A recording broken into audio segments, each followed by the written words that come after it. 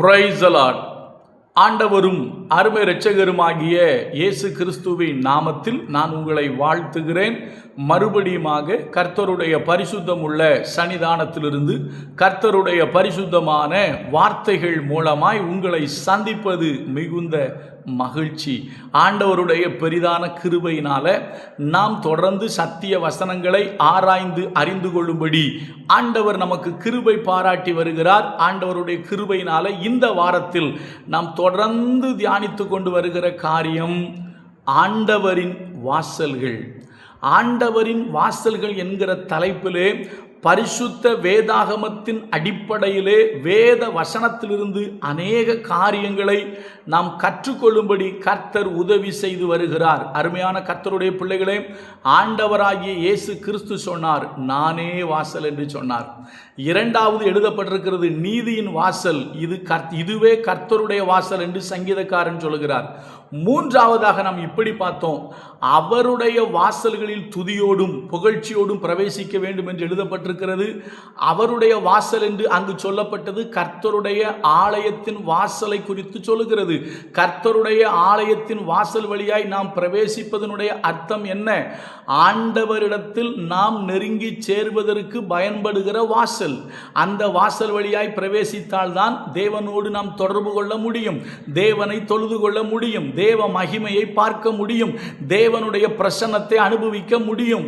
அப்போ ஆலயம் என்பது ஆண்டவருடைய வாசல்.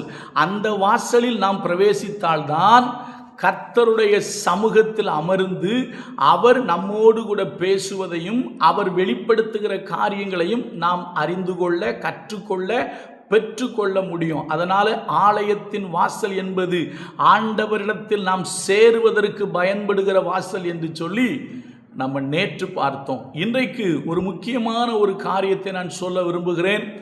ஆண்டவராகிய இயேசு கிறிஸ்து மலை பிரசங்கத்தில் பேசும்போது ஒரு முக்கியமான செய்தியை அவர் இந்த உலகுக்கு சொல்லுகிறார். வாசிக்கிறேன் பாருங்க, மத்தேயு 7வது அதிகாரம் 13வது வசனம். இடுக்கமான வாசல் வழியாய் உட்பிரவேசியுங்கள். கவனியுங்கள், இடுக்கமான வாசல் வழியாய் உட்பிரவேசியுங்கள். கேட்டுக்கு போகிற வாசல் விரிவும் வழி விசாலவுமாய் இருக்கிறது, அதின் வழியாய் பிரவேசிக்கிறவர்கள் அநேகர். அடுத்த வார்த்தை, ஜீவனுக்கு போகிற வாசல் இடுக்கமும் வழி நெருக்கமுமாய் இருக்கிறது, அதை கண்டுபிடிக்கிறவர்கள் சிலர். நன்றாய் கவனியுங்கள், இரண்டு வாசல்களை பற்றி ஆண்டவர் பேசுகிறார். முதல் வாசல் அவர் சொல்லுகிறார் கேட்டுக்கு போகிற வாசல். அது வழி விசாலமாக இருக்கிறது, அதை யாரும் கண்டுபிடிக்க வேண்டிய அவசியம் இல்லை. ஏனென்று சொன்னால் அந்த இடத்தில் அதை கண்டுபிடிக்கிறவர்கள் அநேகர் என்று சொல்லவில்லை, அதில் பிரவேசிக்கிறவர்கள் அநேகர் என்று சொன்னார். ஆனால் ஜீவனுக்கு போகிற வாசல், ஜீவனுக்கு போகிற வாசல் என்று சொன்னால் நித்திய ஜீவன், பரலோக ராஜ்யம், ஆண்டவரோடு கூட வாழ்கிற அந்த வாழ்க்கைக்கு போகிற வாசல். ஏனென்றால் இது ஆண்டவருடைய வாசல், ஆண்டவர் வாசம் பண்ணுகிற இடத்திற்கு போகிற வாசல் ஆனபடினாலே இது யாருடைய வாசல்னா கர்த்தருடைய வாசல். அப்ப இந்த கர்த்தருடைய வாசலில் யார் பிரவேசிப்பார்கள்? எழுதப்பட்டிருக்கிறது, இதை கண்டுபிடிக்கிறவர்கள் சிலர்.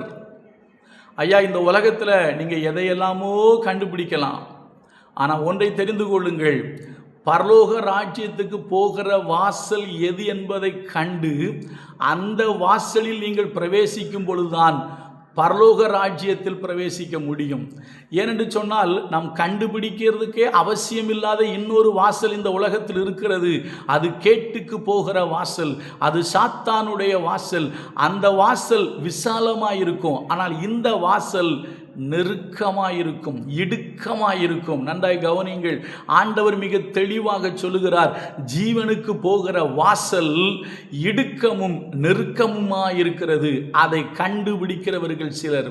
அப்போ நெருக்கமாயிருக்குங்க, உபத்திரவமாயிருக்கு, பாடுகளாயிருக்கு. அப்போஸ்தலனாகிய பவுல் ஒரு இடத்துல போய் சொல்லுவார், அவருடைய ஊழிய பாதையில் சொல்லுவார், நாம் அநேக உபத்திரவங்களின் வழியாகத்தான் தேவனுடைய ராஜ்யத்தில் பிரவேசிக்கணும்னு சொல்லுவார். அப்போ அருமையான கர்த்தருடைய பிள்ளைகளே, ஜீவனுக்கு போகிற வாசல் வழி இடுக்கமும் நெருக்கமுமாகத்தான் இருக்கும்.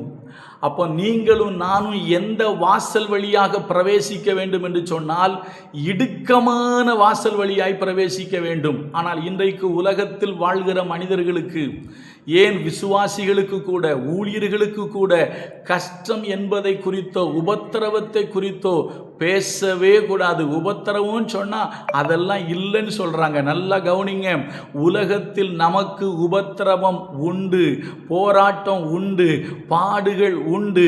இந்த பாடுகள் வழியாக நாம் பிரவேசிக்கும் போதுதான் பரலோக ராஜ்யத்தில் பங்கு பெற முடியும்.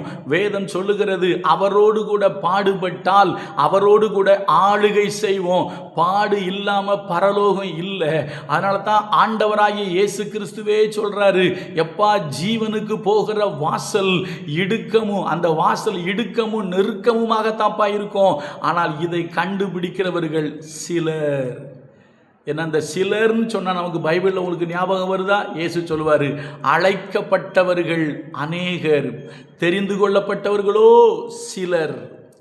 இந்த சிலர் என்கிற அந்த கேட்டகரிக்குள்ள நீங்களும் நானும் வந்துடணும். ஏன்னா இன்னைக்கு சிலர் தாங்க இடுக்கமான வாசல் வழியாய் உட்பிரவேசிப்பதற்காக, இடுக்கமான வாசல் வழியாய் பிரவேசிப்பதற்கு எத்தனை பாடுகள் வந்தாலும் ஆயத்தமாக இருக்காங்க. ஆனால் இன்றைக்கு சில பேர் இருக்காங்க, பாடுகள் படுவதற்கோ உபத்திரவத்திற்கோ, ஊழிய பாதையிலையோ விசுவாச பாதையிலையோ கொஞ்சம் உபத்திரவம் வந்தாலும் ஆண்டவரை மறுதலிக்கிற மக்களாகத்தான் இன்றைக்கு பெரும்பாலான மக்கள் இருக்கிறார்கள். அதனால தான் இயேசு கிறிஸ்து அன்றைக்கே சொல்லிவிட்டார், கேட்டுக்கு போகிற வழி விசாலமாக இருக்கிறது, அதில் பிரவேசிப்பவர்கள் அநேகர், ஆனால் ஜீவனுக்கு போகிற வழி இடுக்கமாக நெருக்கமாக இருக்கிறது. இதை கண்டுபிடிக்கிறவர்களே சிலர் தான். எப்படிங்க? இந்த வாசலை கண்டுபிடிக்கிறவர்களே சிலர் தான். இன்னைக்கு நிறைய பேர் இந்த வாசலை கண்டுபிடிக்கிறது கிடையாது. இன்னும் சொல்ல போனால் இந்த வாசலை கண்டுக்கிறதே கிடையாது. இந்த வாசலை கண்டுகொள்ள வேண்டும், இந்த வாசலில் பிரவேசிக்க வேண்டும் என்கிற எண்ணம் இன்றைக்கு மனு குலத்திற்கு இல்லாமல் இருக்கிறது. எச்சரிக்கையாக இருப்போம். அடுத்து ஆண்டவரின் வாசல் என்ன தெரியுமா? இடுக்கமான வாசல். கர்த்தர் நல்லவர், அவர் கிருபை நம்மேல் என்றும் உள்ளது. God bless you.